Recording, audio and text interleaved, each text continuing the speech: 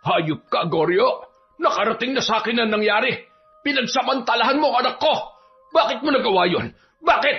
Alam mo kung gaano kami naging tapat sa'yo. Kahit samot-saring iligal na ginawa mo, hindi ka namin nilaglag. Hindi kami nagsalita sa mas nakatatas na otoridad para ipahuli ka. Pero bakit ginawa mo yung sa anak ko? Mang Martin, hindi ko kasalanan yung nangyari. Siyang pumasok sa lungga namin. Nagulat nga kami dahil bigla kaming nakakita ng babaeng naglalakad. Akala nga namin minumulto na kami sa lumang pabrika na yun eh. Hindi namin akalain na anak mo pala yun. Kaya hindi mo na dapat isisi sa akin yan. Maglibing ka na lang ng mga bangkay kung ayaw mong ikaw ang ilibing ko. Pero bakit mo siya ginahasa? Bakit kailangan mo pang pagsamantalahan ang anak ko? Mang Martin naman, pakihinaan mo naman yung boses mo. Baka atakihin ka niyan. Sige ka, baka sa susunod, ikaw pa mailibing. Ay, alam mo, hindi ko nakasalanan kung ano nangyari sa kanya. Dahil una sa lahat, hindi kami ang unang sumugod. Siya ang sumugod at pumasok sa aming baluarte. Medyo nakainom at nakatira na rin kami ng mga sandaling yun. Hindi ko na napigilan ng tawag dan laman. Grabe, ang sarap pala nung anak mo. Nakatatlong rounds nga ako sa kanya eh. Balitaan mo na lang ako kung magbubunga yung ginawa ko ha.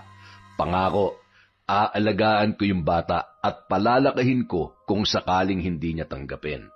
Para kahit papano naman ay may maging tagapagmana ako ng negosyo ko. Hayop ka! Walang hiya ka talaga! Isinusumpa kita, Goryo! Isinusumpa kita! Taon 2006. Samar. Isang malamig na hapon. Ang langit ay makulimlim at tila nagbabadya ng nalalapit na pag-ulan. Ang ilan sa mga vendor sa labas ay naglantad na ng kanilang mga payong. Ang iba naman, nagtalukbong ng mga gamit para hindi mabasa ang kanilang mga paninda. Pero sa dulo ng sementeryo may 2 tao na tila wala pa ring balak umuwi. Marina, anong ginagawa natin dito sa dulo ng sementeryo? Gusto ko lang ulit bisitahin ang puntod na to. Ha? Ano bang meron sa puntod na yan? Kamag-anak nyo ba yan? Hindi, pero madalas tong ikwento sa akin ni tatay. Kabisadong-kabisado ko na nga ang kwento ng puntod na to eh. Bakit ba? Ano bang meron dyan? Ikaw talaga? Pareho tayong taga rito tapos hindi mo alam ang kwento nito? Ba, malay ko. Alam mo namang wala akong hilig sa ganyan nun eh. Pati magulang ko, hindi rin mahilig sa mga kwentong nakakatakot. Sa'yo ko nga lang nakahiligan to eh. Kaya natural lang na hindi ko alam ang lahat ng mga kwento-kwento rito. Saka, alam mo namang lagi rin kaming umaalis dito. Ganito kasi yon. Ayon sa kwento ni tatay, isang mambabarang daw ang nakalibing dyan. Bernarda Soledad daw ang pangalan at mahigit 100 taon na siyang nakalibing. May mga nagsasabi na hindi raw nawala ang kapangyarihan niya, na isama niya pa raw yon hanggang dito sa hukay. Kaya kung napapansin mo, sa lahat ng mga puntod at nicho rito, yung sa kanya lang lagi ang pinakamalinis at hindi nilulubog, ni hindi nga tinatablan ng dumit alikabok eh, dahil daw yun sa kapangyarihan niya na nangangalaga rito. Ah, ganun ba yun? Kaya naman pala, parang nakakatakot nga talaga. At hindi lang yan, tuwing sasapit daw ang birthday niya, tumutupad din daw siya sa mga kahilingan. Tapos, pwede ka rin daw lumapit dito kung may tao ka na gusto mong ipabarang. Ah, talaga? Tingnan mo yung araw ng kaarawan niya sa lapida, August 24, 1903. July 27 na ngayon, malapit-lapit na. 1 buwan na lang ang hihintayin. So, anong balak mo? Gusto mo mag-wish dyan? Parang oo, kaya nga binabalik-balikan ko eh. Umaasa ako na mas mabilis niyang tutuparin ang wish ko kapag lagi kong dinadalaw ang puntod niya.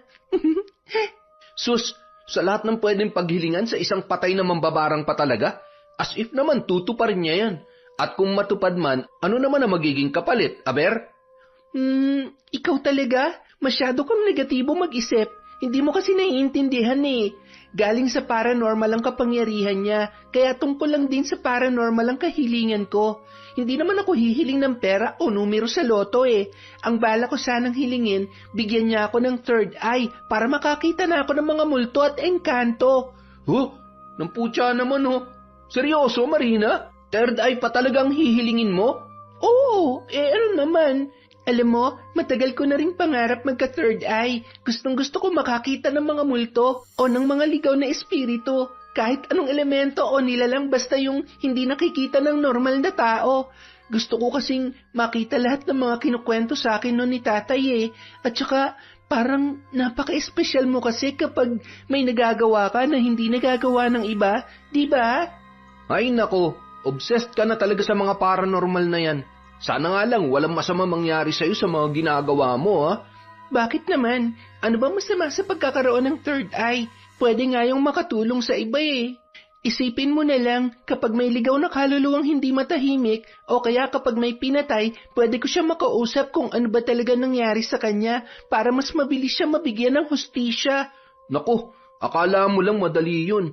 Pero, sige, sabihin na nating malaman mo nga ang totoo kapag sinabi sa'yo ng ligaw na kaluluwa. Ang tanong, may maniniwala ba sa'yo sa batas? Pwede mo bang gamiting ebidensya sa korte yung statement ng multo? Di na pagkamalan ka pang baliw nun. Ewan ko sa'yo. Napaka-negatibo mo talaga mag-isip. Halika na nga, mukhang uulan na yata. Ang dalagang si Marina ay lumaki sa poder ng kanyang tatay Martin. Bata pa lamang siya nang mamatay ang kanyang ina dahil sa isang sakit. Kaya silang dalawa na lamang ng ama ang namuhay sa munti nilang tahanan sa bayan ng Katubig. Simple lamang ang kanilang pamumuhay, pero pareho naman silang masaya. Sepulturero ang kanyang ama, habang siya naman ay nagtitinda ng mga kakanin sa palengke. Pareho silang nag-iipon dahil balak niyang bumalik sa pag-aaral sa susunod na taon. Sa kabilang banda, mahilig si Marina sa mga paksang katatakutan. Dahil sepulturero ang kanyang tatay, lagi siya nitong kinukwentuhan ng mga nakakatakot na karanasan sa sementeryo mula nung siya ay bata pa. Nakahiligan na rin niya ang pagbabasa ng mga horror comics at pocketbooks dahil dito. Adik na adik siya sa panonood ng mga paranormal investigation documentaries na nabibili niya sa DVD. At minsan rin, tuwing magkikita sila ng kaibigang si Nemensyo, lagi siyang nagpapasama sa mga abandonadong lugar na malapit sa kanila para kumuha ng video sa paligid. Nagbabaka sakali siya na may makikita siyang kakaiba sa pamamagitan ng kamera. Ang lumang videocam na yon na niregalo sa kanya ni Nemensyo ang ginagawa niyang third eye. Nang gabing yun, nasa inuman ang kanyang ama. Nakipag-birthday yon sa isang kaibigan nito sa kabilang bayan. Kaya naman ang kasama niya sa loob ng kanilang bahay ay walang iba kundi si Nemensyo. Tuwing wala ang tatay niya sa gabi, ang kaibigan niyang yon ang pinapapunta nito sa kanila para siya ay samahan. Kahit mahilig sa katatakutan, medyo duwag pa rin siya at ayaw maiwan mag-isa, lalo na sa kanyang pagtulog. Nang gabing yon, kasalukuyan niyang pinapanood sa videocam ang mga nirecord niyang video sa iba't ibang lugar na pinuntahan nila ng kaibigan. Sinisilip niya ang bawat sulok at detalye kung may nakunan bang multo o anumang nilalang sa paligid. Si Nemensyo naman, nasa harap ng lamesa habang nakatutok sa pinapanood sa telebisyon. Marina, bumili kaya tayo ng pagkain sa labas. Parang nakakagutom ang katahimikan eh. Sige ba, sandali lang, magbibihis lang ako. Pagkatapos magbihis, lumabas na ang magkaibigan para bumili ng makakain sa tindahan. Ang pinakamalapit na tindahan sa kanila ay aabutin ng 5 minutong lakaran. Nasa kalagitnaan pa lang sila ng paglalakad nang bigla silang mapahinto. Sa di kalayuan kasi, nakita nila ang grupo ni Goryo. Kasalukuyang may binubugbog ang mga kalalakihan. Dinig na dinig nila ang pagmamakaawa ng lalaki pero walang tumutulong dito. Marami ring bahay sa paligid pero walang nagbubukas ng ilaw o sumisilip man lamang sa bintana. Batid na kasi ng mga yon kung gaano kasama si Goryo, kaya tuwing maghahari-harian yon sa daan ay walang lumalapit, walang pumipigil at walang kumokontra. Agad namang naghanap ng mapagtataguan sina Marina at Nemensio. Hindi nila maiwasang maawa habang pinapanood kung paano sumuka ng dugo ang lalaki dahil sa tindi ng bugbog na tinamunoon mula sa grupo. Kawawa naman yung lalaki. Wala ba tayong pwedeng gawin para matulungan siya? Sira ka ba? Anong gusto mong gawin natin? Lumapit tayo ron at pakiusapang itigil ang pag-aaway nila. Di pati tayo binugbog niya mga yan. Tsaka, hindi lang yan basta grupo lang. Sina Goryo yan. Halangang bituka ng mga yan. Kahit nga mga pulis kapanalig niyan eh. Alam ko, kaya lang nakakaawa naman kasi talaga yung lalaki. Baka naman may magagawa tayo kahit papano, para lang hindi siya matuluyan. Ano naman ang magagawa natin? Sige nga, baka pwedeng batuhin mo sila o kaya lumika ka ng ingay. Tapos kapag nabaling na yung atensyon nila sa ibang bagay, pwede na makatakas yung lalaki. Lo, mas lalong delikado yun no. Saka paano pa makakatakbo yan? Tingnan mo nga, bugbog sarado na. Kahit mag-ingay pa tayo rito para sirain ang atensyon nila, malabo na rin makatakas pa yung lalaking yan. Wala na talagang pag-asa yan. Paano na yan? Siguro bumalik na lang tayo sa bahay. Hindi na ligtas dito. Halika na, bilisan mo. Grabe naman yung Goryo na yan. Salo talaga sila sa lugar na to. Kahit saan na lang, biglang sumusulpot. Teka, saan naman kaya sila maglulungga sa susunod niyan? Sa mga abandonadong lugar? Grabe talaga. Tigilan mo na nga yan. Multot engkanto lang yung hinahanap mo, pati yung barumbado, isasama mo na ngayon sa kalokohan mo. Tumayo ka na nga dyan. Halika na. Hindi nagtagal, umalis na ang dalawa sa kanilang pinagtataguan at kumaripas ng takbo para hindi makita ng naturang grupo. Sa lugar na yon, marami ang natatakot kay Goryo, pati na rin sa kanyang mga tauhan, dahil sila ang gumagawa ng lahat ng kaguluhan doon. Wala silang sinasanto at wala ring patawad. Kahit ang otoridad kaya nilang hawakan sa kanilang mga kamay. Ganoon katindi ang grupo ni Goryo. Iligal ang kanilang pinagkakakitaan.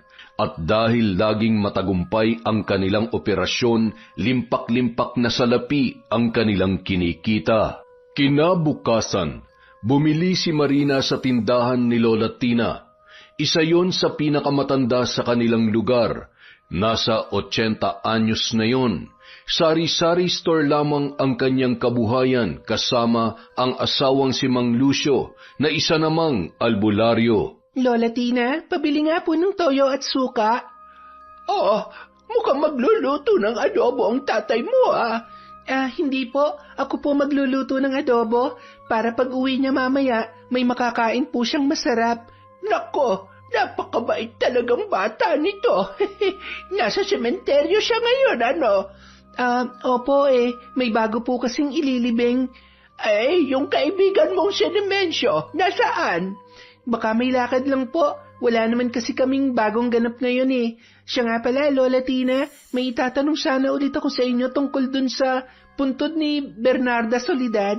Ano naman ang itatanong mo tungkol doon? Natatandaan niyo pa po ba kung ano yung ritual na ginagawa kapag gusto mong humiling sa kanya? Nakalimutan ko na po kasi medyo nagkarambol-rambol na yung isip ko. Aba, sigurado ka bang gusto mong malaman? Hindi ka ba natatakot sa pwedeng mangyari?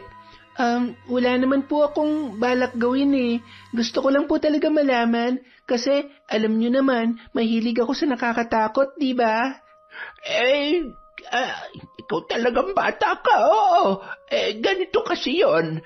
Ayon sa mga narinig ko noon, pagsapit ng kaarawan niya, kailangan mo raw magtirik ng 3 kandila sa harap ng kanyang puntod. Pagkatapos, isulat mo raw sa papel yung gusto mong hilingin sa kanya. Pagkatapos, sunugin mo raw gamit yung gitnang kandila. Saka mo ilibing yung abo sa lupa.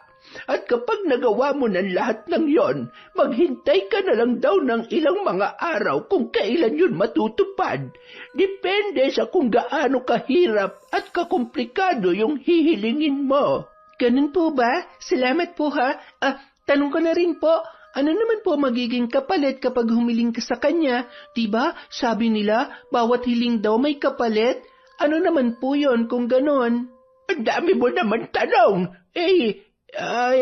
Hindi ko na alam eh. Hindi na yun sakop ng alaala ko. Pwede ba nating itanong sa asawa ninyo? Kay Mang Lucia po, baka sakali pong alam niya. Nako, wala kang makukuhang sagot doon dahil hindi siya naniniwala doon. Ano po? Paanong hindi naniniwala? Diba, albularyo po ang asawa ninyo? Bakit naman hindi siya naniniwala? Para sa kanya raw kasi, peke ang kwento tungkol sa puntod ni Bernarda Soledad. Hindi raw totoo yung tungkol sa ritual na yon. Dahil sinubukan na raw niyang gawin yon dati para magkaanak kami pero wala naman nangyari. Kaya mula noon, hindi na siya naniniwala sa milagrong dulot ng puntod ng mambabarang. Ganun po ba? Kaya pala, tingin niyo po, ano po kayang dahilan bakit hindi yun natupad? Sa totoo lang, hindi ko rin alam. Saka marami na rin akong narinig dyan mula sa ibang mga kakilala ko. Yung iba, hindi rin daw natupad ang kahilingan nila. Pero yung iba naman ay natupad naman daw. Hindi ko alam kung paano nangyayari yun pero sa tingin ko, namimili lang yung mambabarang kung kaninong hiling ang kanyang tutuparin. At kung ano man ang dahilan ay walang sino man ang nakakaalam. Maraming salamat po, Lola Tina. Malaking tulong na sa akin yung impormasyon na yan. Bakit? May balak ka bang gawin ang ritual na yan para humiling sa kanya? Hindi po. Sige po, una na po ako. Nang sumunod na araw, muli silang nagkita ni Nemensio. Nalungkot siya sa sinabi ng kanyang kaibigan. Marina, bukas aalis kami ni nanay. Luluwas daw ulit kami sa probinsya ng lola ko. Ano? Bakit biglaan naman yata? Kaya nga eh. Kaso wala rin naman ako magagawa. Kailangan kong samahan yun. Gaano naman daw kayo katagal? Mga 2 buwan daw eh. Ha? Ang tagal naman? Kaya nga eh. Pasensya ka na ha. Hindi mo na kita masasamahan sa mga paranormal adventures mo. Sige, okay lang. Wala rin naman tayong magagawa eh. Magiging okay ka lang ba rito sa inyo? Oo naman. Basta magbalitaan na lang tayo. Sige ba, walang problema. Siguro, maglibot na muna tayo sa bayan bago ko umuwi. Para kahit papano, masamahan pa kita kahit ngayong araw lang. O sige, tara na. Pero, naalala ko lang pala, nasa na kaya si Gregorio ngayon? San kaya sila nagpunta o nagtago? At ano na kaya nangyari doon sa lalaking binugbog nila kagabi? Baka bigla natin sila makasalubong ulit sa daan eh. Hayaan mo na yun. Saka, imposibleng gumala sila ng ganitong oras. Sigurado nasa mga tagong lugar yun para gawin yung illegal nila negosyo. Kaya tara na habang wala pang araw. Isang gabi, muling nagsabi ang Tatay Martin ni Marina na pupunta raw yon sa bahay ng balikbayang kaibigan. Dahil nagyayayon ng inuman, iba ang naging reaksyon niya sa pagkakataong yon. Iiwan niyo ako mag-isa, Tay. Parang hindi ko kaya. Alam niyo namang ayokong naiiwan mag-isa eh. Hindi ako makakatulog ng maayos nito. Bakit? Nasaan si Nemensio? Ba't di mo tawagin sa bahay nila para may kasama ka ulit dito? Wala po siya ngayon eh. Umuwi ulit sila ng nanay niya sa probinsya. 2 buwan daw sila doon. Nagpaalam siya sa akin nung 1 araw pa. Ganoon ba? Sige. Gusto mo, isama na lang kita. Kaso, baka magtagal ako ron. Baka abutin kami na madaling araw. Alam mo naman yung si paring enteng ko. Tuwing nagyayaya ng inuman yun talaga madaling araw nang inaabot. Opo, ayos lang po sa akin. Kaya ko naman yon. Siguro ipapakiusap na lamang kita kung pwede kang makihiga sandali sa kwarto nila habang hinihintay ako. Opo, mas okay nga po yun eh. Sige po, sama na lang ako, Tay. Ayoko talaga maiwan dito eh. Bakit ba kasi ang hilig mo sa mga nakakatakot pero matatakuting ka naman? Siyempre, hindi naman lahat ng mahilig sa horror matapang din. Tapos gustong-gusto mo pa na magkaroon ng third eye para makakita ng multo. Alam mo anak, kapag may third eye ka, kahit may kasama ka pa, hindi ka titigilan ng mga multong yan. Huwag niyo na pong problemahin yung takot ko, Tay.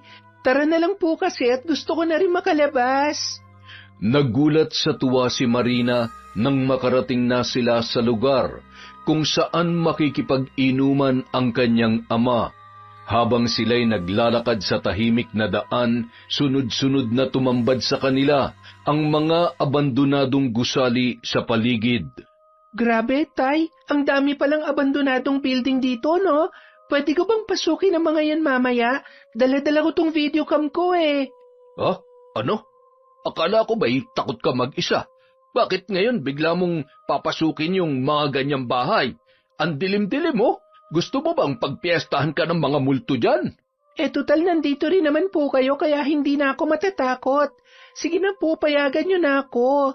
Wala pa rin naman akong ganang matulog o humiga ngayon eh. Masyado pa maaga. 7:00 pa lang naman, no? Ikaw ang bahala. Basta, mag-ingat ka lang, ha? Sige po, buti dito nakatira yung kaibigan yung balikbayan, no? Ayaw niya bang tumira sa ibang lugar? Nako, yan nga ang dahilan kaya siya umuwi rito eh. Ibebenta na nila yung lupa nila rito at balak na rin nilang lumipat. Kahit sila ayaw rito dahil marami ng abandonado. Masyado raw malungkot sa umaga at nakakatakot naman sa gabi dahil wala silang mga kapitbahay. Ayos, mukhang dito na talaga ako makakatagpo ng multo sa videocam ko. Hoy, nako, tara na nga't huwag ka masyadong magtuturo dyan at baka may engkanto ka maturo. Nang marating nila ang bahay ng kaibigang balikbayan ng ama, saktong may abandonadong gusali sa tabi noon. Isang dating pabrika raw yun na mahigit 10 taon ng abandonado, kaya naman doon na lang niya naisipang pumasok.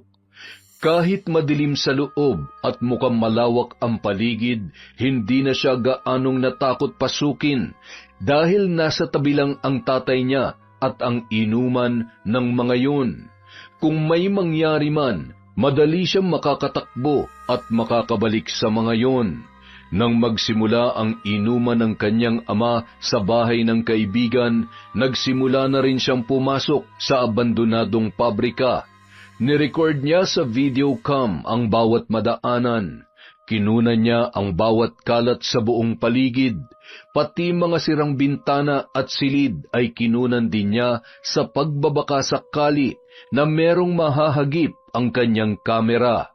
Umasa si Marina na may makukunan siyang multo na pwede niyang ipagmayabang kay Nemensyo, pati na rin sa iba niyang mga kaibigan. Ngunit habang abala siya sa pagre-record sa buong paligid, may nahagip ang kanyang kamera sa bandang dulo. May naaninag siyang mga anino na tila gumagalaw.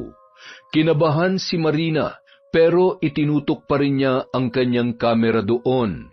Nakita niya kung paano lumapit ang mga anino. Dahil doon, nagsimula na siyang mapaatras, at kung kailan nagbabalak na siyang tumakbo, ay doon tuluyang nakalapit ang mga anino at nasilayan niya ang anyo ng mga yon. Laking gulat niya sa kanyang nakita. Hindi siya makapaniwala. Nanlaki sa sindak ang kanyang mga mata. Hindi multo ang nasa kanyang harapan, kundi si Goryo at ang mga kaibigan nito. Hindi na niya napigilan ang sarili, napasigaw na si Marina, pero bago pa makarating sa labas ang kanyang tili, ay agad nang tinakpan ni Goryo ang kanyang bibig. Saka siya nito binihag sa mga bisig ng lalaki. Agad naman siyang pinagtulungang buhatin ng mga kasamahan noon. Dinala siya ng grupo sa pinakadulong bahagi ng gusali at mula roon nakita niya ang mga kagamitan at ipinagbabawal na gamot na daladala ng mga kalalakihan. Hindi siya makapaniwala na doon pa niya makakaengkwentrong muli ang pinakakinatatakutang grupo sa kanilang lugar. Doon sila nagtatago para gumamit ng droga dahil alam nila na maraming abandonadong gusali doon. At dahil sa ginawang pagpasok ni Marina, hindi niya akalain na mababaling sa kanya ang atensyon ng mga kalalakihan. Kaya naman tila naging pagkain siya sa mata ng mga yon. Nung gabing yun, nangyari ang hindi inaasahan. Nagahasa siya ni Lagorio. 5 silang gumalaw sa kanyang katawan at pagkababae. Pinakahuli si Gorio na nakatatlong ulit pa sa kanya. Impit na sigaw lamang ang kumawala sa kanyang bibig dahil bago siya pinagsamantalahan ay binugbog muna siya ng mga ito upang siya ay manghina at hindi na makasigaw pa ng malakas. Sa ganoong sandaling yun, ang nagawa na lamang ni Marina ay umiyak ng umiyak. Sa isip niya, tinatawag niya ang kanyang ama, pero malabong marinig siya nito sa ganoong kalagayan. Hindi niya na napigilan ang masaklap na pangyayaring yon sa buo niyang katawan at pagkababae. Teka, nasaan na ba yung anak ko? Madaling araw na nang matagpuan si Marina ng kanyang ama at ng mga kainuman nito. Inumaga na silang natapos ng gabing yon at nang mapansin ni Martin na hindi pa bumabalik ang kanyang anak ay nag-alala na siya, kaya nagpatulong siya sa mga kaibigan para hanapin si Marina. Hindi nila akalain na dito pa siya matatagpuan ng mga yon. Gulat na gulat sila nang makita siya na hubot-hubad at punit-punit ang damit. Halatang hinalay at napasukan na base na rin sa mga bakas na tinamo ng kanyang pagkababae. Dinala siya ng mga yun sa ospital. Maswerte na nabuhay pa siya, subalit nag-iwan naman ng matinding trauma ang nangyari. Ilang linggo siyang hindi nakakausap. Nakatulala lamang at laging wala sa sarili. Nang makarecover na si Marina, doon pa lamang tila naging malinaw muli sa kanya ang lahat. Nung mga panahon ding yun, nasa bahay na lamang siya at doon pinagpapahinga at pinaiinom ng gamot ng kanyang ama. Hindi na siya nagtagal pa sa ospital kahit kailangan pa dahil wala silang sapat na pera. Ngunit mabuti na lamang, bumalik na sa dati ang isip niya, kaya nagawa na siyang kausapin ng kanyang ama. Anak, pwede mo bang ikwento sa akin kung anong nangyari sa iyo nung gabing yon? Tsaka kung sino ang gumawa sa iyo noon? Tay, pinagsamantalahan po ako. 5 po sila. Sino anak? Sino? Sinong gumawa sa iyo nito? Nasaan po yung videocam ko? Ang alam ko po, na-record ko po yon. Nakunan ko po ang mukha nila. Hindi na namin nakita anak dahil nung matagpuan ka namin sa gusaling yon, masyadong madilim. Ikaw na lamang ang nakita namin. Kilala niyo po siya, Tay. Kilala po nating lahat dito. Ano? Maaari mo bang sabihin kung sino yon, anak? Natatakot po ako. Ayoko pong lumaki palalo ang gulo, lalo't nakakatakot din po sila. Anak, huwag ka matakot. Nandito ako, kasama mo ko. Hindi kita pababayaan. Kaya sige na, magsabi ka na. Sabihin mo na kung sinong gumawa sa inong kalapastanganang ito. Tay, si Gorio po. Si Gorio po ang gumawa nito sa akin, Tay. Siya po at ang mga kagrupo niya. Ano? Sina Gorio? Matapos yun, natahimik na lamang ang mag-ama. Napayakap na lang sila sa isa't isa habang parehong humahagulhol. Hindi matanggap ni Mang Martin na ang taong nakagalaw sa kanya ay ang lalaking labis na kinatatakutan sa kanilang lugar.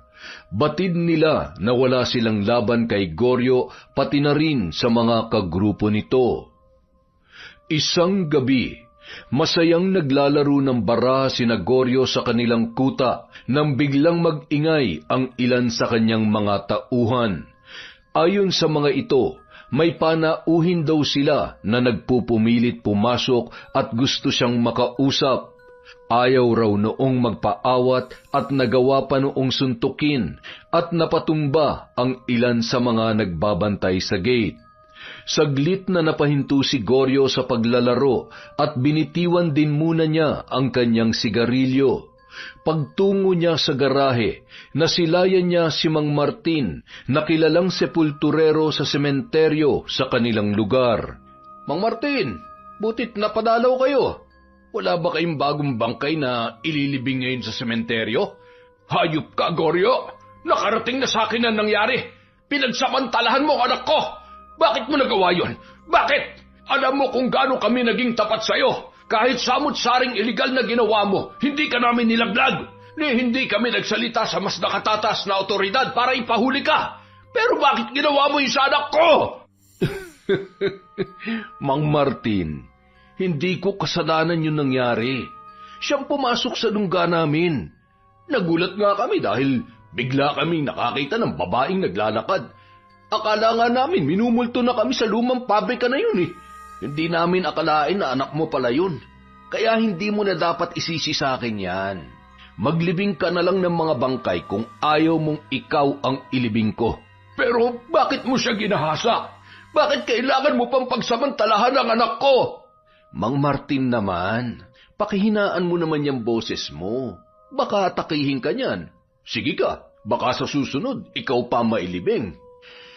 Ay, alam mo, hindi ko nakasalanan kung ano nangyari sa kanya. Dahil una sa lahat, hindi kami ang unang sumugod. Siya ang sumugod at pumasok sa aming baluarte. Medyo nakainom at nakatira na rin kami ng mga sandaling yun. Hindi ko na napigilan ng tawag ng laman. Grabe, ang sarap pala nung anak mo. 3 rounds nga ako sa kanya eh. Balitaan mo na lang ako kung magbubunga yung ginawa ko ha. Pangako, aalagaan ko yung bata at palalakahin ko kung sakaling hindi niya tanggapin. Para kahit papano naman ay may maging tagapagmana ako ng negosyo ko. Hayop ka! Walang hiya ka talaga! Isinusumpa kita, Goryo! Isinusumpa kita! Sa sobrang galit ni Mang Martin, hindi na nito napigilang sumugod sa kanya. Sinubukan itong awatin ng mga tauhan ni Goryo pero pumalag pa rin yun. Ginamit niya ang kamao at isa-isang nakipagbatuhan ng suntok at sipa sa grupo. Lingid sa kanilang kaalaman, nung kabataan ni Mang Martin ay mahilig yon sa martial arts, kaya may alam yon sa boxing, muay thai at karate. Maging si Goryo ay bahagyang nagulat sa ipinamalas ng matanda. Nagawa rin noong patumbahin ang kanyang mga tauhan kahit napakarami ng mga yon. Kaya naman sa huli, silang dalawa na ang nagkaharap. Sila ang nagkasubukan ng lakas. Ipinamalas na rin dito ang sarili niyang kaalaman sa martial arts. Nagpalitan sila ng mabibigat na suntok at sipa. Pero sa huli, hindi rin yun umubra sa kanya. Kahit gaano kalakas si Mang Martin, hindi nito mapapantayan ang taglay na enerhiya ni Goryo dahil ito ay bata pa. Ilang sandali pa, tinalo niya na si Mang Martin. At dahil sa pang-aabalang ginawa nito sa kanya, dinampot niya ang patalim sa mesa at isinaksak sa matanda. Natawa pa siya nang marinig ang pagdaing at pagpalahaw noon sa buong paligid. Ilang saglit pa, muling nagbalik si Goryo sa lamesa at itinuloy ang paglalaro ng baraha. Inutusan naman niya ang mga kasama na itapon na lamang kung saan ang katawan ni Mang Martin. Makalipas ang ilang oras, may kapitbahay na nagpunta kina Marina. Dahil wala pa ang tatay niya, siya na ang nagbukas ng pinto at humarap doon. kahit hindi pa siya handang humarap sa mga tao dahil sa trauma na kanyang natamo. Pero hindi siya makapaniwala sa kanyang narinig. Marina, mabuti na lamang at nandito ka. Bakit po, Mang Joel? Ano pong kailangan nyo? Ang tatay mo. Ano pong nangyari kay tatay? Si Tatay Martin mo nasa ospital. Malala ang kanyang lagay. Ano po? Bakit po? Ano po nangyari sa kanya? May sumaksak sa kanya. Natagpuan na lang namin yung katawan niya sa tabi ng basurahan. Akala nga namin ay patay na. Buti na lang at humihinga pa. Naidala pa namin sa ospital. Kailangan mong sumama sa akin ngayon din. Hindi makapaniwala si Marina sa kanyang narinig. Kahit hindi pa siya handang lumabas, parang umurong ang kanyang takot at trauma. Nangibabaw sa kanya ang labis na kaba at pag-alala para sa kanyang ama. Dalangin niya na sana ay walang masamang mangyari doon. Hindi siya nagdalawang isip na sumama kay Mang Joel na isa sa pinagkakatiwalaan nilang kapitbahay. Nang pumunta sila sa ospital kung saan isinugod ang kanyang ama, nakita niya ang masaklap na eksena habang kasalukuyan yung inaasikaso ng mga nurse. Matindi ang tinamo nitong saksak at nanganganib ang buhay noon. Kaya naman wala siyang ibang ginawa sa isang tabi kundi ang manalangin habang tahimik na humahagulhol. Isang araw ang lumipas bago nagkamalay ang kanyang ama.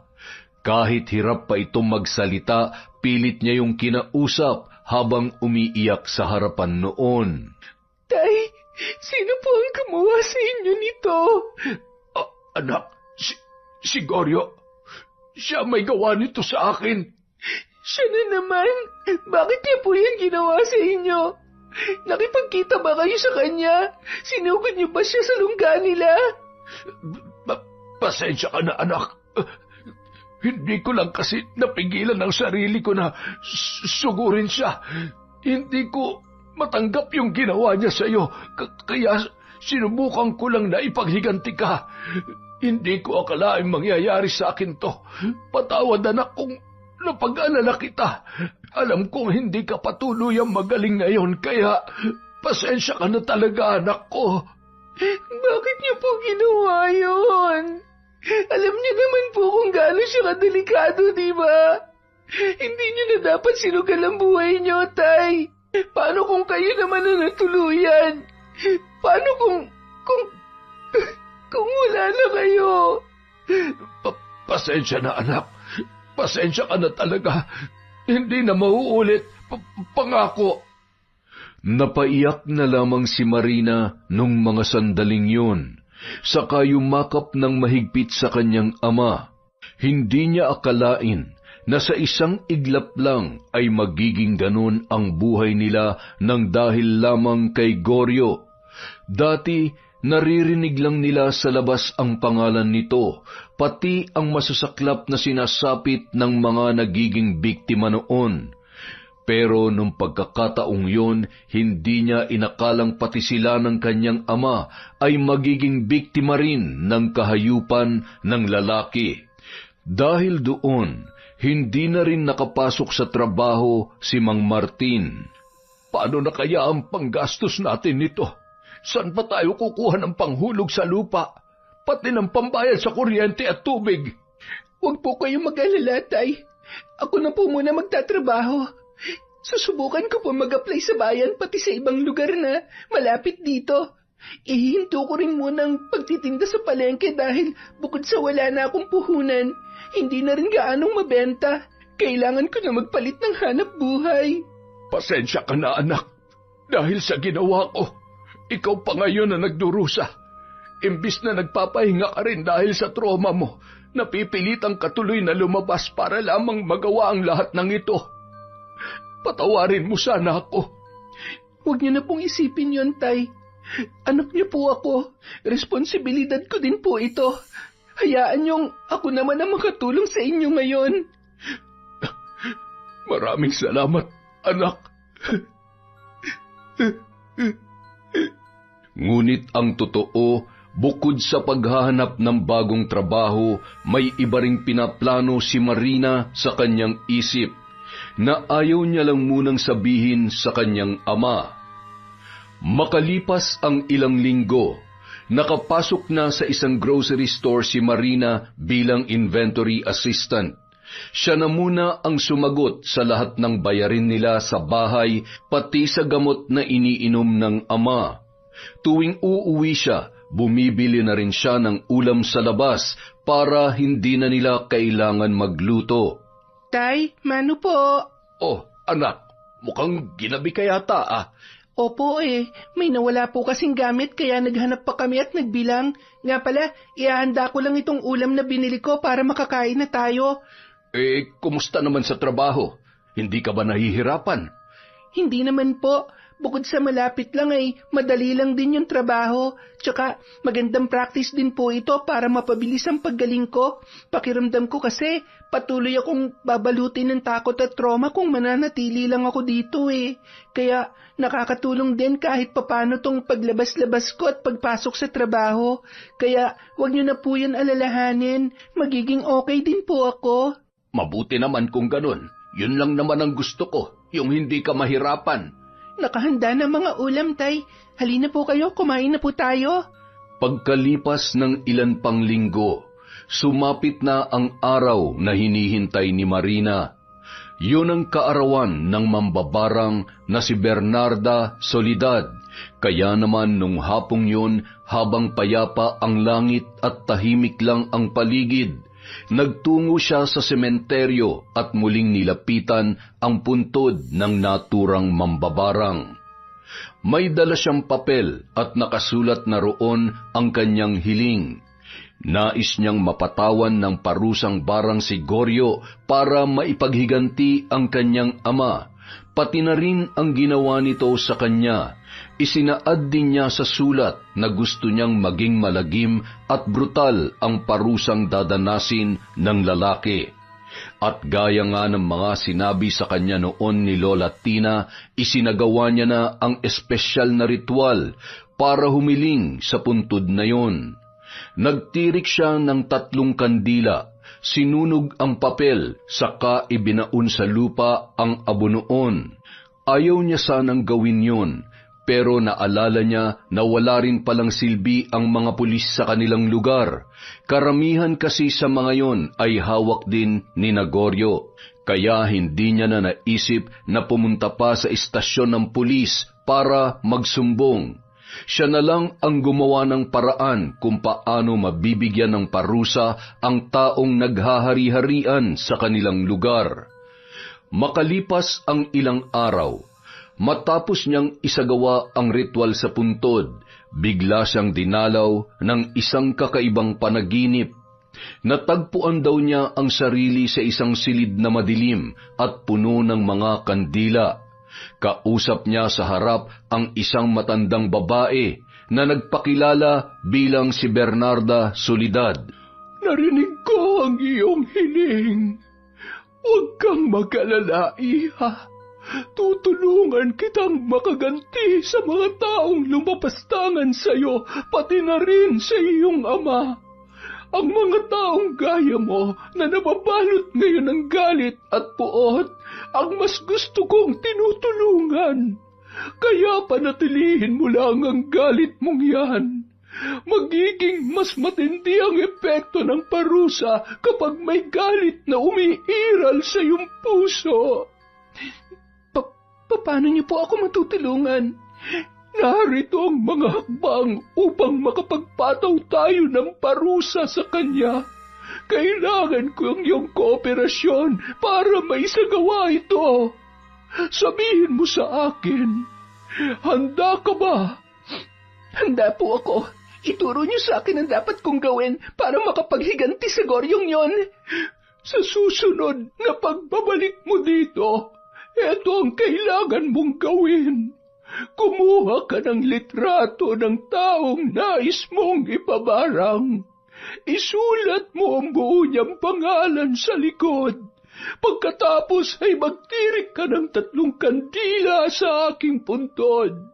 Sa pagkakataong ito, hintayin mo munang mangalahati ang kandila. At kapag nasa kalahati na, doon mo sunugin ang litrato sa kahit saan man sa mga kandila. At kapag naging abo na yon, ibaon mo lamang sa lupa at patakan ng dugo na magbumula sa iyong kamay. Magagawa mo ba yon, Iha? Gagawin ko po. Nais kong makamit ang hustisya para sa amin ng tatay ko. Kinabukasan, bumalik si Marina sa puntod ng mambabarang, dala ang mga ipinakuha nito.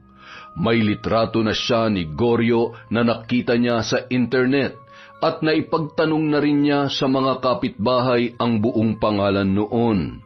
Gaya ng sinabi sa kanya ng mambabarang sa panaginip, isinulat niya sa likod ng litrato ang buong pangalan ng lalaki. Sa kanya hinintay na mga lahati ang 3 kandila na kanyang sinindihan sa harap ng puntod. Nang mga lahati na, doon niya sinunog ang litrato at hinintay yung maging abo. Pagkatapos ay ibinaon niya yun sa lupa. At gaya ng huling hakbang na isinaad nito, tinusok niya ng karayom ang kanyang daliri, saka pinatakan ng dugo ang lupa. Nagulat pa siya dahil makalipas lang ang ilang saglit, biglang namatay ang apoy ng 3 kandila, kahit wala namang dumaraan na hangin.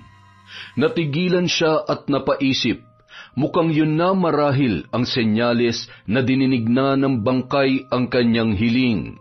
Hindi niya na mahintay ang mangyayari sa lalaki na nang abuso sa kanila ng kanyang ama. Samantala, abala naman ng mga panahon na yun si Goryo. Naghatid siya ng supply ng ipinagbabawal na gamot sa kanyang kliyente. Siya mismo ang nag-deliver ng mga yun. Pagkabigay niya, agad ding iniabot sa kanya ang pera na nagkakahalaga ng 250,000. Dahil kumita ng malaki, nagpunta sila sa isang beach sa probinsya para magbakasyon at magpahinga. Wala muna silang ginawang iligal nung mga sandaling yun. Sinamantala nila ang pagpapahinga at nagpakasaya. Hanggang sa isang gabi, umuwing nakainom si Goryo. Dala ng kalasingan, hindi niya napigilan ng sumuka sa banyo.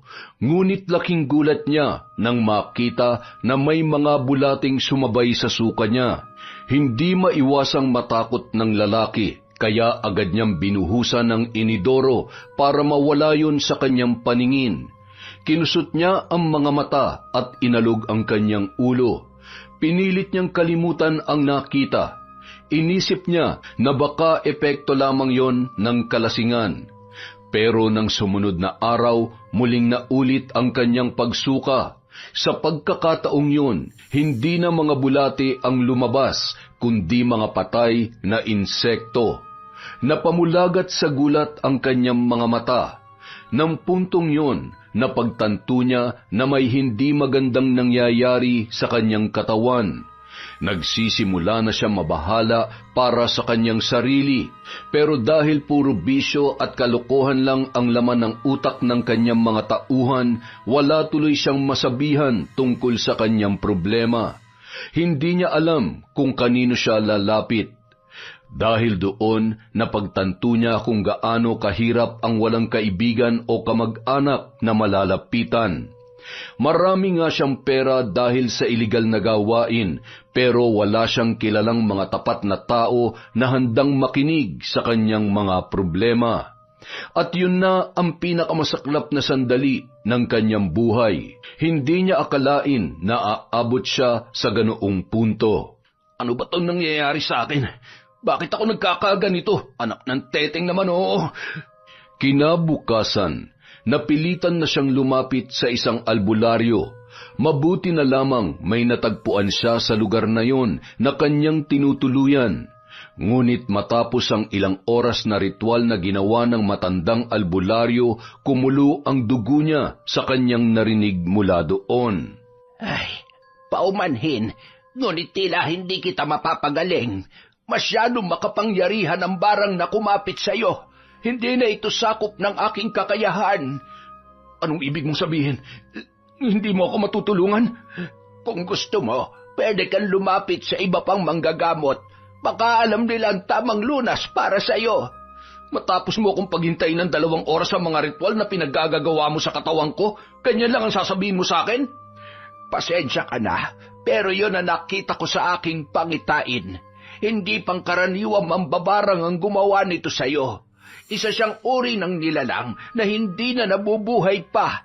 Mas malakas ang epekto ng isang barang kapag ang gumawa nito ay wala na sa mundo.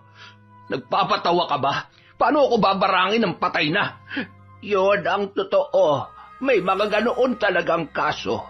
May ibang mambabarang na hindi agad nawawalan ng kapangyarihan pagkatapos ng kanilang kamatayan. Madalas nananatili pa ng ilang siglo sa kanilang libingan ng kapangyarihan nila bago yun unti-unting manghina at mawalan ng bisa. Kung wala kang mahanap na manggagamot na kayang kontrahin ang ganyang klase ng sumpa, pwede kang maghintay ng ilang siglo para gumaling. Niloloko mo ba ako?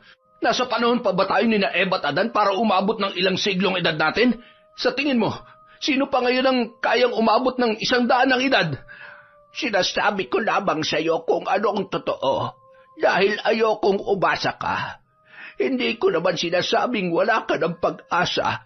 Sadyang wala lang talaga sa akin ngayon ang tamang lunas para mapagaling ka. Kung ganun, sinasayang mo lang ang oras ko. At ang ayaw ko sa lahat, yung inaaksay ang panahon na meron ako. Kaya pasensyahan na lang tayo matanda. Pero kung hindi mo ako matutulungan, huwag ka nang umasa na may matutulungan ka pang iba. Wala ka ng silbi. Dapat ka nang mamahinga ng ilang siglo gaya ng pinagsasabi mo. Biglang dumukot ng baril si Goryo sa kanyang bulsa. At bago pa makapagsalita ang gulat na albularyo, binaril niya na kaagad yun sa ulo. Bumagsak yun na dilat ang mga mata pero hindi na humihinga. Umalis siya ng bahay noon na parang walang nangyari. Kumukulo ang dugo niya sa galit pag-uwi. Hindi niya matanggap ang mga tinuran nito. At dahil hindi niya alam kung saan pa hahanap ng manggagamot na nakakaalam kung paano lulunasan ang kanyang barang, nagwala na lamang siya sa loob ng kanyang bahay. Pinagbabalibag niya lahat ng mga gamit saka nagsisigaw. At sa ginawa niyang pagwawala, bigla siyang sumuka at bumagsak sa sahig. Sa pagsuka niyang yun, may lumabas na mga patay na butiki, palaka at bulate. Kahit matapang siyang tao, hindi niya maiwasang kilabutan sa nangyari. Habang tumatagal, patindi ng patindi ang mga kakaibang karamdaman na lumalabas sa katawan ni Goryo. Nagsimula na siyang tubuan ng malalaking sugat na tuwing gabi ay nilalabasan ng mga insekto. Nagsimula na rin siyang malagasan ng ngipin at ang bawat bahagi ng gilagid niya ay pinamahayan na ng uod. Nang hina na siya, naging butot balat na lamang at nakalbo na ang ulo. Bukod doon, naglalabas din na napakabahong amoy ang kanyang katawan. Sa sobrang baho, wala nang nakakatagal sa kanya. Kahit ang mismong mga tauhan niya ay iniiwasan na rin siya. Ang mas masaklap pa, harap-harapan na siyang pinagnakawan ng mga yon. Sinamantala nila ang sitwasyon. Kitang-kita niya kung paano kalkalin ng mga ito ang kanyang gamit at kinuha ang lahat ng kanyang pera at alahas. Matinding galit ang naramdaman ni Goryo. Nais man niyang gumanti ay wala siyang magawa dahil hindi na rin siya makabangon. Napaluha na lamang siya nang lumabas ng kwarto ang mga ito nang hindi siya pinapansin. At nung araw na yon, wala nang nakakalapit pa kay Goryo, maliban na lang sa mga ligaw na insekto sa paligid na tila naaakit sa kanyang amoy. Ang mga yon ang lumalapit sa kanya at pinagpipiestahan ang kanyang mga sugat. Pati ilong at bibig niya ay malaya ring pinapasok ng mga yon at ginawa ng bahay. Makalipas ang 1 buwan, nagulat sina Marina at Martin sa balita na kanilang nasagap mula sa labas. Pumanaw na raw si Goryo. Natagpuan daw yon sa kwarto nito sa isang malayong lugar na huli niyang tinuluyan. Ang nagbalita sa kanila ay walang iba kundi si Lola Tina. Bakit, Lola Tina? Anong nangyari kay Goryo? Paano siya namatay?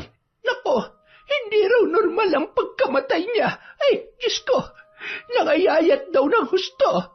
Lumitaw na raw ang mga buto, tapos nakalbo rin daw at nabungi. At ang pinakamalala pa, nung mamatay siya ay natunaw raw yung kalahati ng kanyang katawan. At yung kalahati naman, lumipis daw ng sobra at dumikit na roon sa kama. Ang tanging buo na lamang daw sa kanya ay yung ulo niya, pero nadikit na rin daw sa unan at hindi na matanggal. Kaya ayon, sinunog na lamang yung buong kama. Tapos ginaba na rin nila yung buong bahay dahil kahit anong gawin daw nilang paglilinis, hindi raw mawala-wala yung amoy na iniwan ng kanyang katawan. Grabe, nakakarindi talaga tuwing maiisip ko yon. May litrato po ba ng bangkay niya? Hindi ko lang sigurado, Iha. Pero sa tingin ko, mukhang wala nang nakapaglitrato pa. Natakot nga ang lahat nung makita siya eh.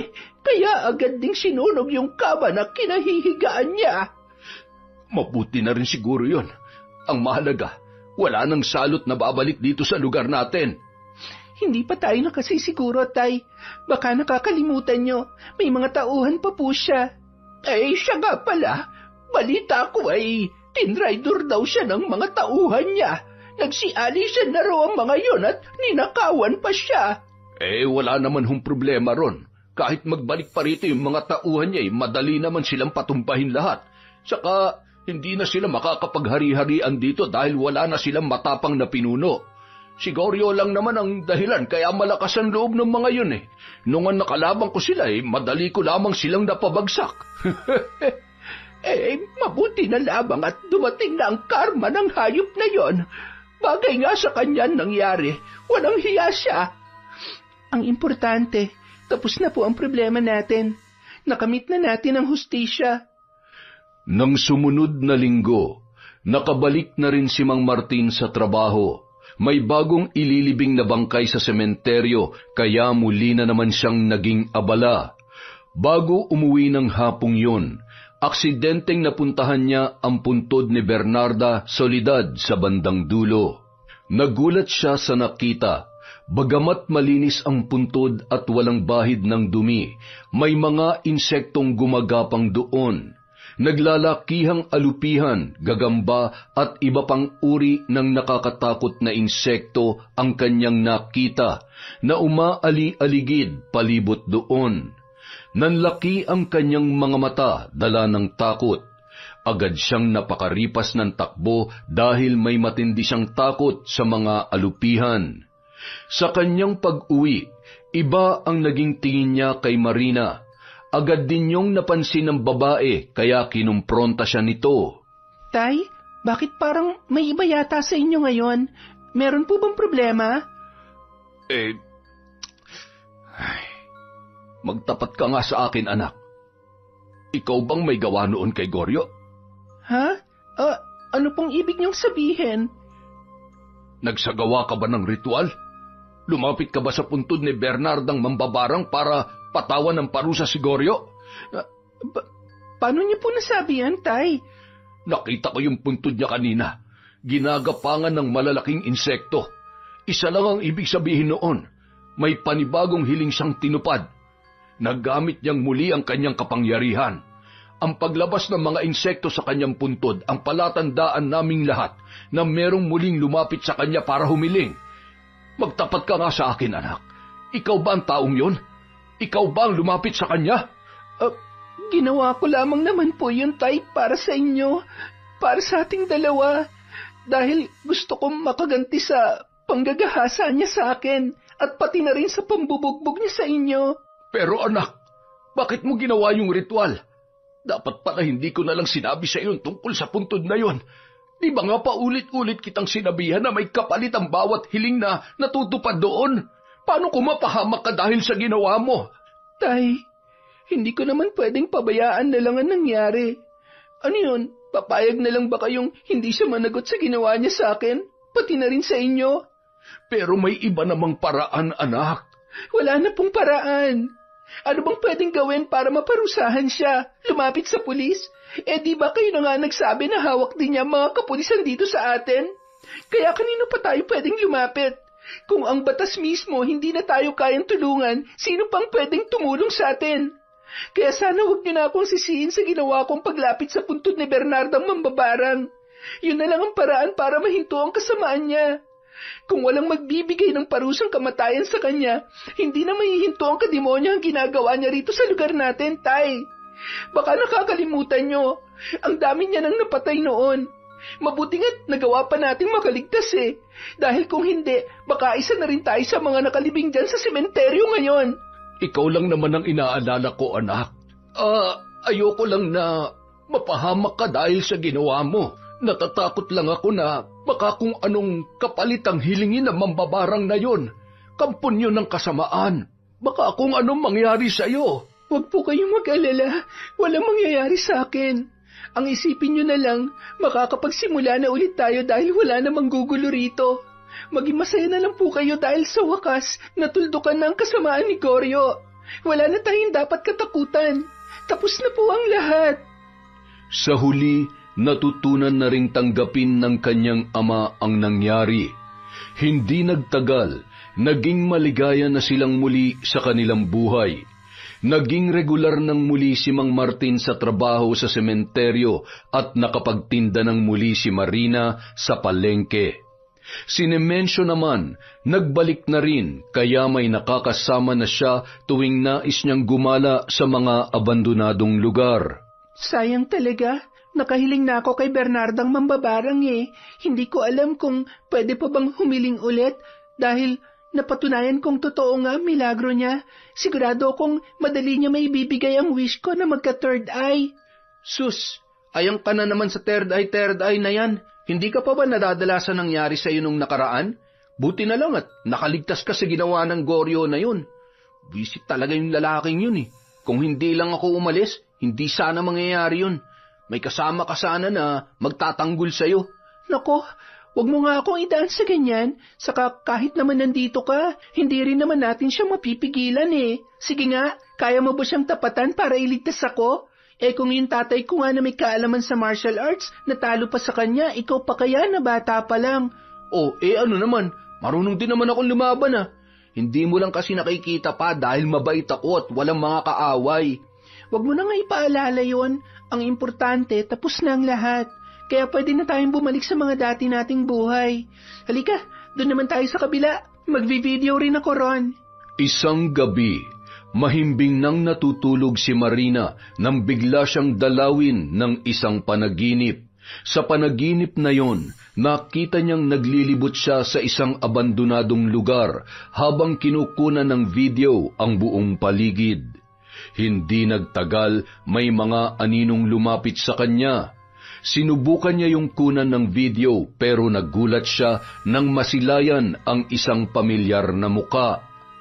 Walang iba kundi si Goryo. Hindi niya napigilan ang ginawa ng mga ito sa kanya.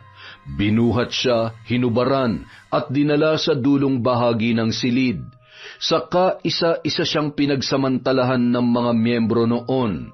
Ang pinakahuli ay si Goryo na nakatatlong ulit sa kanya. Samantala, pawis na pawis si Marina nang magising at bumangon. Pagtingin niya sa paligid, madilim pa rin at bilog pa ang buwan. Ang tatay Martin niya ay mahimbing pa ring natutulog sa isang tabi. Halos kapusin siya ng hininga sa sobrang bigat ng kanyang pakiramdam. Kaya naman, napilitan siyang bumangon at uminom ng tubig.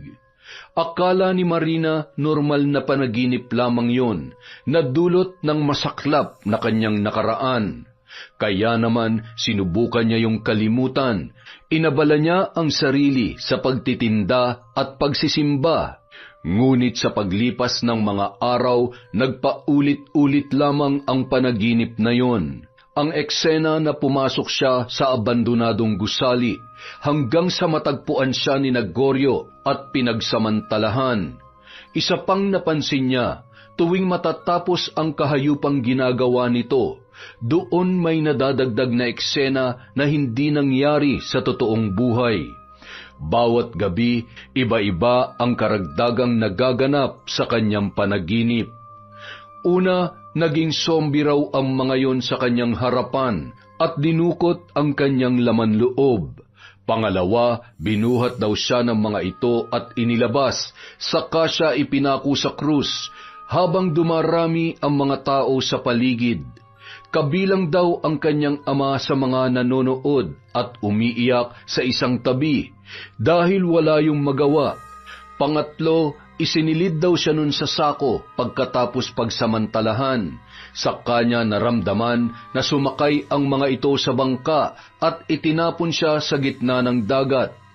Habang lumulubog siya, ramdam niya ang pagbigat ng katawan na parang sasabog. Tuwing magigising siya sa panaginip na yon, laging mabigat ang kanyang dibdib. Parang totoo ang mga nangyayari, hanggang sa umabot na sa punto na natagpuan niya ang sarili na sumisigaw kada siya ay magigising. Hanggang isang araw. Bakit anak? Ano nangyari sa'yo?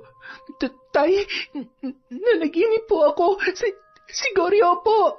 Ano? Si Goryo? Napanaginipan mo siya? Gabi-gabi po. Bumabalik sa panaginip ko yung ginawa niya. Basta lagi ko pong napapanaginipan yung panghahalay niya. Hindi ko na po kaya. Parang nagbabalik din po lahat ng sakit at takot na nararamdaman ko noon, Tay. Diyos ko, eto na nga bang sinasabi ko eh. Hindi kaya ito na talaga yung sinasabi nilang kapalit kapag humiling ka kay Bernarda Mambabarang? Ano pong ibig niyong sabihin? Naisip ko lang kasi, dahil tinulungan kanyang mapatawan ng parusa ang lalaking yon, baka ito na yung kapalit na gusto niya.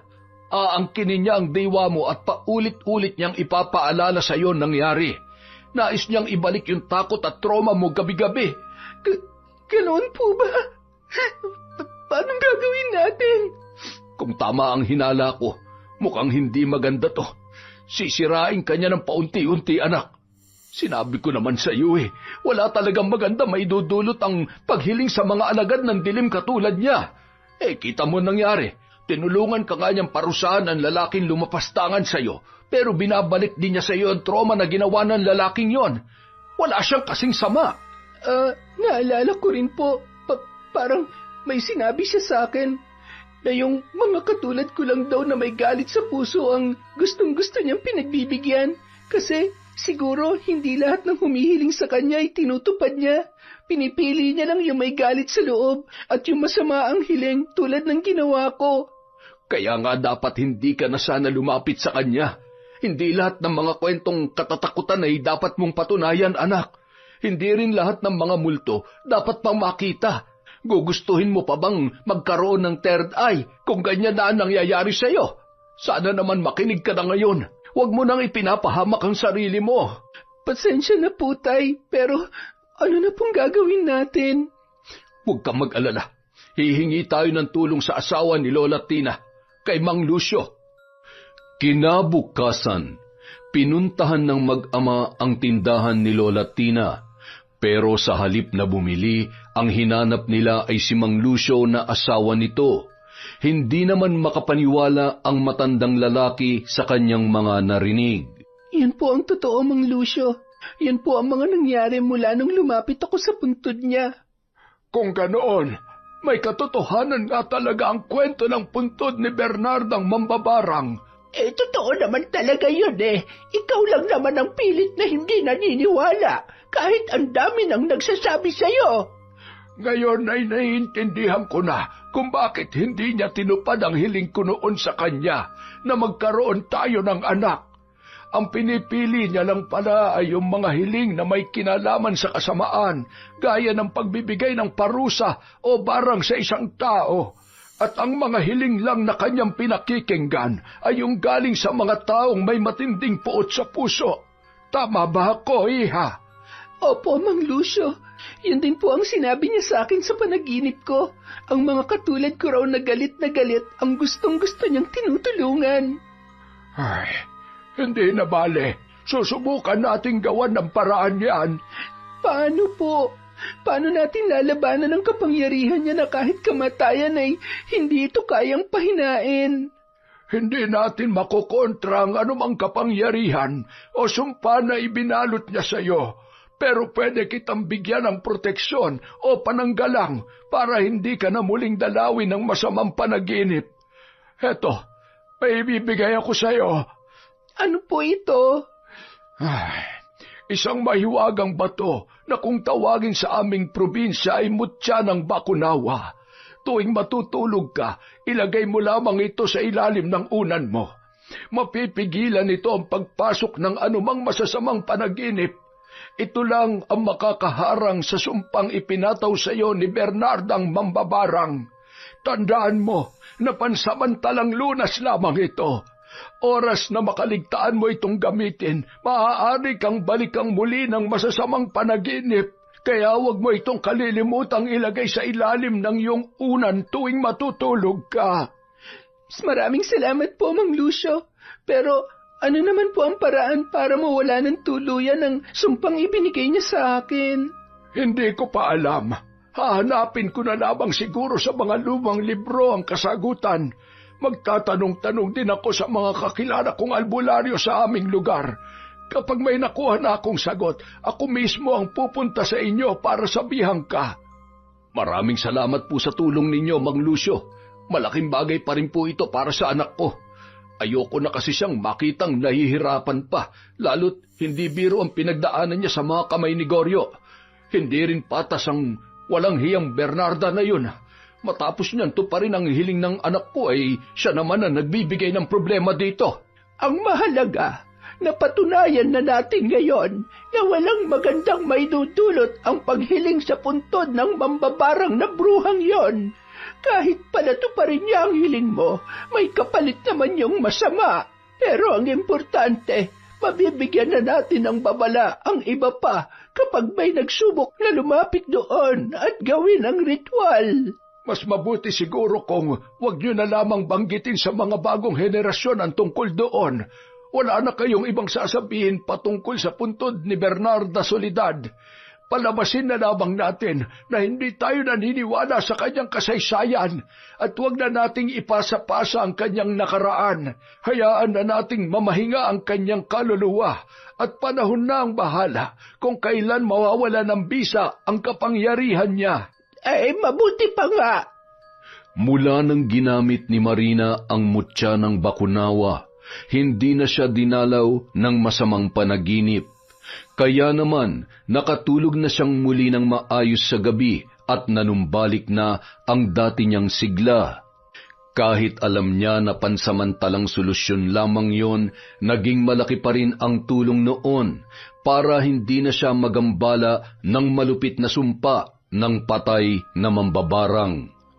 Ngunit makalipas lamang ang ilang buwan, kung kailan akala niya ay nakamit niya na talaga ang tunay na kapayapaan, saka naman nangyari ang kababalaghan na hindi niya inaasahan. Nasa isang abandonadong gusali silang muli ni Nemencio. Gaya ng dati, nagre-record pa rin siya ng video sa pag-asang makakasagap ng multo ang kanyang kamera. At nang mapunta siya sa bandang dulo ng gusaling yon, may umagaw sa kanyang pansin na sobrang gumulat sa kanya. Napasigaw si Marina. Agad naman siyang nilapitan ni Nemencio at pinakalma. Uy, ano nangyari sa'yo? Ba't ka sumigaw? Si Goryo! Si Goryo, nakita ko! Ano? Si Goryo? Nakita ko siya! Nandun siya! Naroon siya kanina, nakatayo! Sobrang sama ng tingin niya sa akin, tapos nakakatakot yung mukha niya, parang zombie. Gaya na nakita ko sa panaginip ko dati. Ano?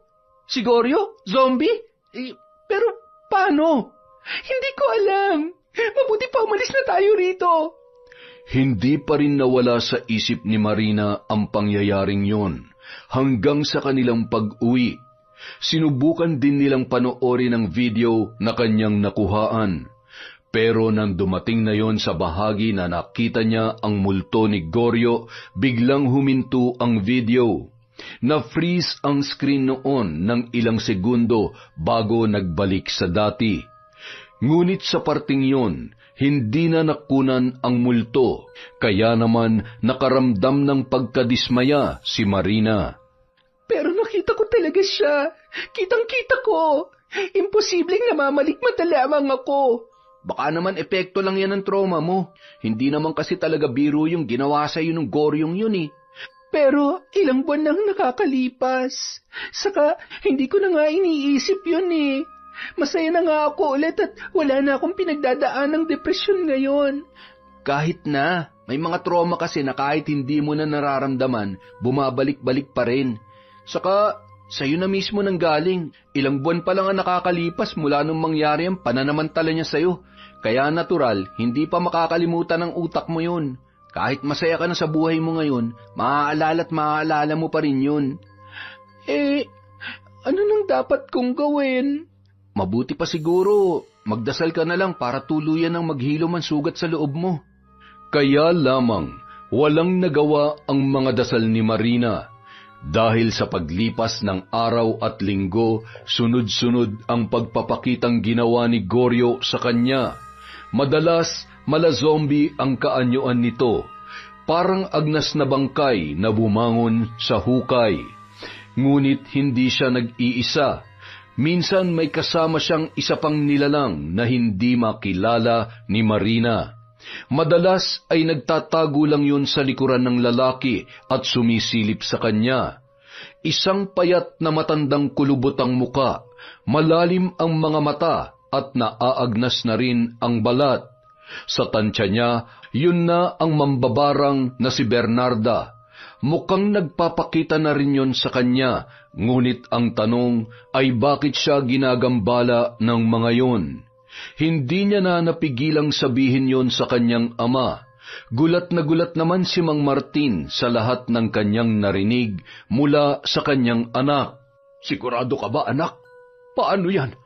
Paanong nakakagulo pa rin sila sa'yo? Di ba binigyan ka na ng mutya ni Mang Lucio na panlaban mo sa kanila? Yung mutya po kasi na binigay niya, panlaban lang po sa masamang panaginip. Tsaka bangungot lang po ang kaya ng pigilan. Pero itong multo ni Goryo at nung Bernarda mambabarang, hindi na po sila sa panaginip nagpapakita kundi sa totoong buhay na. Araw-araw kahit saan nakikita ko po sila. Kahit sa mga lugar na maraming tao, ayaw po nila akong tigilan.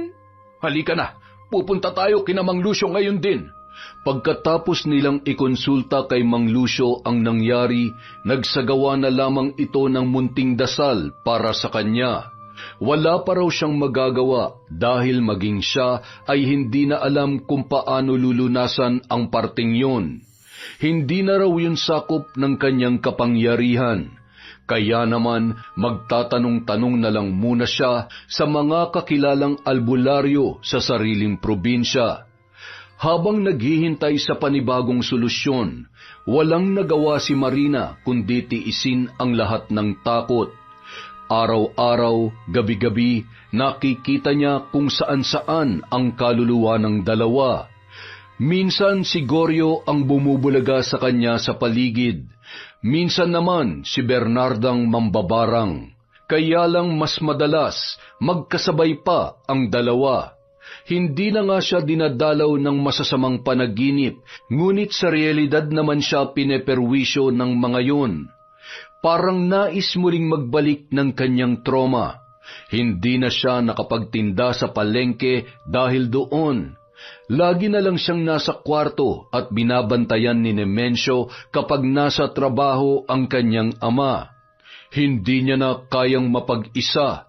Ultimo pag-ihi sa banyo, kailangan bukas ang pinto at nakikita niya si Nemencio para hindi siya balikan ng mabalasik na kaluluwa ng mambabarang at ni Goryo. Isang gabi, muli silang nagpakita sa kanya. Pero sa pagkakataong yun, may kasama na ang mga ito. Walang iba kundi ang kanyang sarili. Nakita niya ang sarili na duguan, mukhang bangkay at malaki ang tiyan. May hawak daw siyang sanggol na mukaring halimaw. Dala ng takot, nagsisigaw si Marina. Halos mabaliw na ang dalaga. Hindi na malaman ni Nemensyo at Mang Martin kung paano pa siya tutulungan at pakakalmahin. Hanggang isang araw, binalikan siyang muli ni Mang Lucio. Nakahanap na raw ito ng permanenteng solusyon sa kanyang problema. Sinamahan siya nito ng araw na yon sa mismong puntod ng mambabarang na si Bernarda. Para mawala ang sumpa, kailangan niyang alisin sa lupa ang lahat ng bagay na ibinaon niya roon. Ginawa niya ang sinabi ng albularyo. Pagkatapos noon, pinatakan ni Mang Lucio ng langis na nagmula sa maliit na boteng hawak nito ang lupa. Isang pulang langis para tanggalin ang bakas ng mga bagay na ibinaon niya roon. At mula noon, doon palang nahinto ang pagpapakita ng mga yon sa kanya. Hindi na siya muling ginambala ni Gregorio at Bernarda. Hindi na rin niya ginamit ang mutya ng bakunawa dahil kahit wala na ito sa higaan, nakakatulog na siya ng maayos at wala nang masamang panaginip na dumadalaw sa kanya. Samantala, sinabi ng kanyang ama na lilipat na raw sila sa ibang lugar para makalayo na sa masasaklap na pangyayaring naganap sa kanilang nakaraan. Tay, saan po kayo nakakuha ng perang pambayad sa renta? Hindi na ako sepulturero ngayon, anak. Umalis na ako ron. May bago na akong trabaho at mas malaki na ang sweldo ko. Hindi ko na rin kailangang humarap pa sa puntod ng mga patay. At hindi na rin natin makikita pa ang puntod na yon ni Bernarda Mambabarang. Paano naman po si Nemensyo? Ako naman ang mapapalayo sa kanya. Magkikita pa rin naman kayo. Hindi naman sobrang layo ang lilipatan natin. Mga 2 sakay lang mula rito. Maraming salamat, Tay. Siguro, mas mabuti na nga rin yung lumayo tayo sa lugar na ito. Gusto ko na rin talagang magsimula ng bagong buhay. At magagawa ko lang yon kapag ibang lugar na ang makikita ko. Yung malayo sa lahat-lahat ng pinagmulan ng lagim na naranasan natin dito. Yun! Isa na namang kaiba at malagim na kwento mula sa KE. Dahil dyan, meron na naman po tayong shoutout. Hi po kay Hayashi Megan, kay Lily's Mom, kay Febe Ranyada, hello po kay Gay Somodio, kay Vivian Baterbonia, kay Josie Aniban, kay Ruby Rose, hello din po kay Len TV2, kay Belen Malbas, kay Jerlyn Arbado, kay Maridet Jorilla, kay Lady Dam, hello po kay Cliven Dubalan, kay Medelina, kay Loida from Hong Kong. Shout out po kay Rai sa Condes at Alarcon family from Rubilin, Condes. Hi po kay Janice Delfin Ramirez, kay Rosemary Casonete. Hey kay Elenita, Hannah Maylin Sesgundo, Mirna Alfaro, Helen Flores, Ami Viray. Shout out po kay Evelyn Frimalino, kay Chris Gel Mamado, Arlene Castro Ramos, hello po sa De Chavez family from Mami Riza, kay Charmini Video, hi kay Tessie Reyes, kay Janice Galolo, kay Earhart the Great Vlog, hi din po kay Elaine Cardiente, kay Red Gaspar, kay Lynette Reparado, kay Thelma Carasawa, Lou Franz, John Roy Reyes from Mabel Reyes, hello po kay Sylvia Marie Alegre, kay Marilyn Baltazar, kay Jobel Baldonasa, kay Brandy Jones, kay Glovina Perales, Fernandez at Renton family from Andrea, hi kay Jasmine Vicente, kay Sydney Crosswind, kay Marjorie Dequilla, kay Pureza Tagiwalo at kay June Mateo. Maraming salamat po sa walang sawang pagsuporta sa Kwentong Enteng.